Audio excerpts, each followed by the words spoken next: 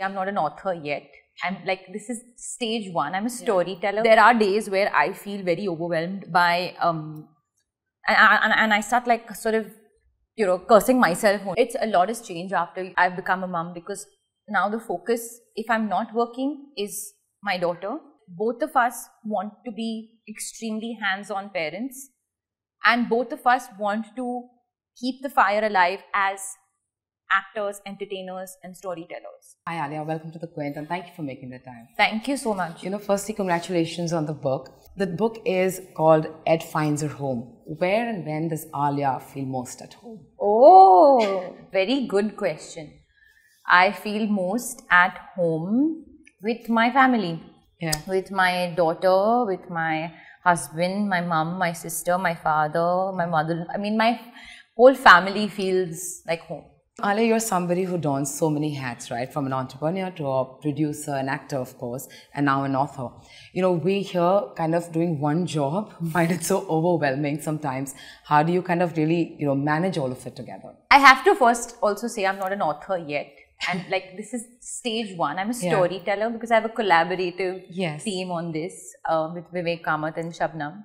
And my sister said it yesterday that if you don't do it twice, then you're not an author. So like, let's wait for book 2, 3, 4, 5, 6. Which will happen. Which will happen, hopefully, fingers crossed.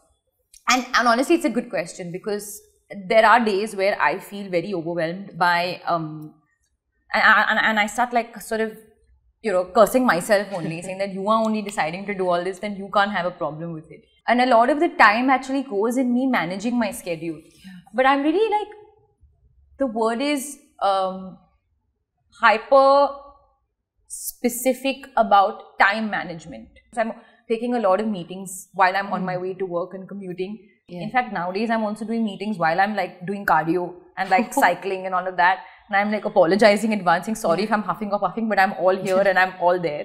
I think time management is everything, but I have to say it's not like it happens like easily and I'm just like kind of flowing through it. Yeah. There are days I get very overwhelmed with it and I pick myself up and say, you have to do it because you want to do it. So just do it and don't complain. Yeah.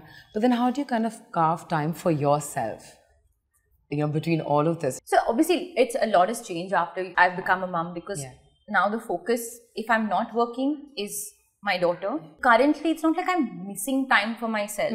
Because a lot of times if I'm on set, that is time for myself. Even though I'm giving myself to something external, it's a big part of who I am.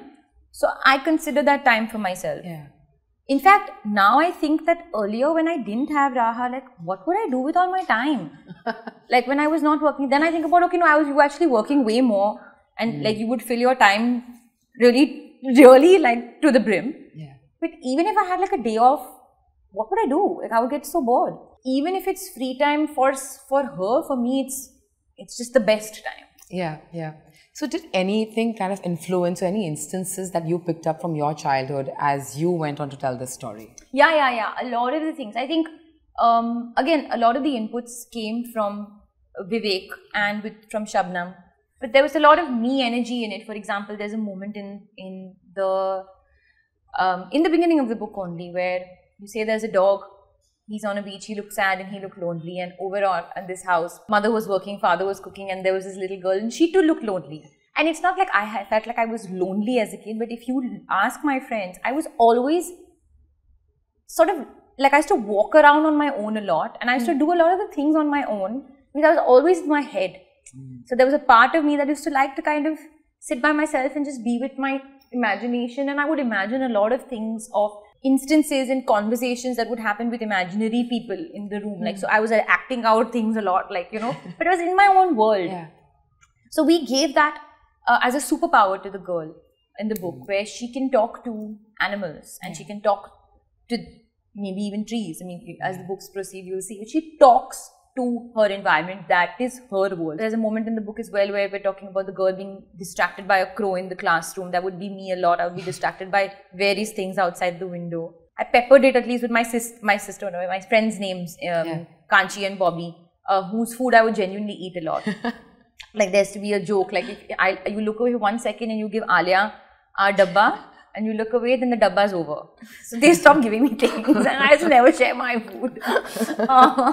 So there are these little things which I can't really that only comes after really feeling with it and living with the material. Yeah, right. You know, when I say the word childhood, what's the first memory that kind of pops into your head? My grandfather. Also, because maybe we're talking about the book, and it's his influence on me as a child was so meaningful. Not like my mother or my father's influence was not meaningful.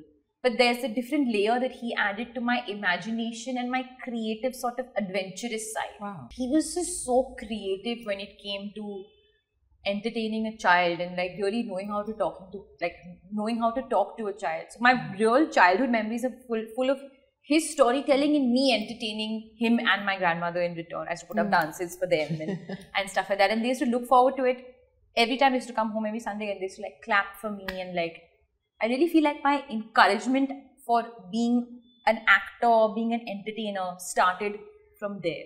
Right. You know, Ali, the other thing is when we look at our parents or, you know, the people before them, like our grandparents, right? There's always been these defined roles that a woman is a nurturer, a man is a provider, whereas today it's a very different world, right? A woman can be a worker, a nurturer, a provider, everything. Absolutely. And a man has also somewhere assumed the role of a provider and a nurturer, right? How important do you think it is to have a partner that is as supportive? Because we have seen Ranbir's pictures and, you know, all of you together, and he really looks like so hands-on. Yes, absolutely. So, you know, what is your thing, like how important is the role of a partner being supportive as you go out and work? And for other women? It's about what choice you make as an individual, forget gender. So a woman can choose to be working outside their house. That's their choice, and they deserve support there. Or a woman could choose to work inside their house, because being a homemaker is also extremely challenging and extremely demanding. A woman deserves support on both fronts. Likewise, a man deserves support on both fronts. Like, I don't think there should be a defined role for anybody. Absolutely. You should define your own role. And speaking about my setup and my equation, again, it's so naturally comes to us that both of us want to be extremely hands-on parents, and both of us want to keep the fire alive as actors, entertainers, and storytellers. So we need to be there for each other. And yeah, when you talk about the pictures of Ranbir and Raha and stuff, genuinely, like, it makes my heart so full as a mother to see them have this special bond, and it makes his heart so full to see me and Raha have that bond. I think the idea of 50-50 parenting or 60, I mean, whatever works for you, it's what you should do as a family. But in general, I think it's so important for just the society to be aware that nobody should be judged for their choices that they make. Say a woman is traveling and she's not at home, but the father's at home or something like that. Like, there's the thing, but you know, you're traveling for so long, how will it happen? Not like it's happened with me. I've just seen it happen in other circumstances or issues. There's a preconceived notion that only one can be the nurturer and one can be the provider. Absolutely. But I feel nurturing is ongoing, and nurturing for yourself is also ongoing. And very important. Very Otherwise, important. how are you going to nurture your child? Yeah, like, so I'm 31 today. My mom is still nurturing me. My father's still nurturing. I still learn on a day-to-day basis, and vice versa. Like, I think they learn from us as well. So yeah, I think, without being too like serious about it, you just have to choose what works for you. But support from all sides is important.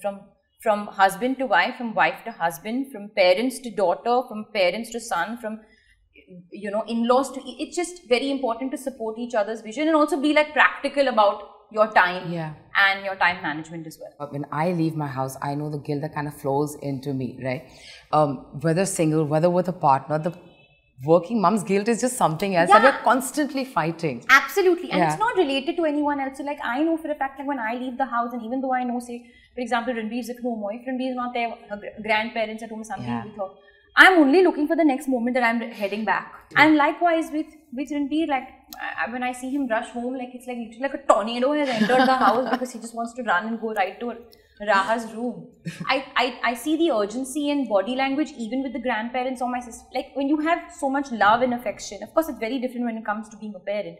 But when you have so much love and affection for that little being, you just want to be with them all the time. You know, that's the most, like, that's the most normal inner calling. That's true, But thank you so much for talking to me, Alia, and good luck and congratulations again. Thank you so much. Thank you so much for your time.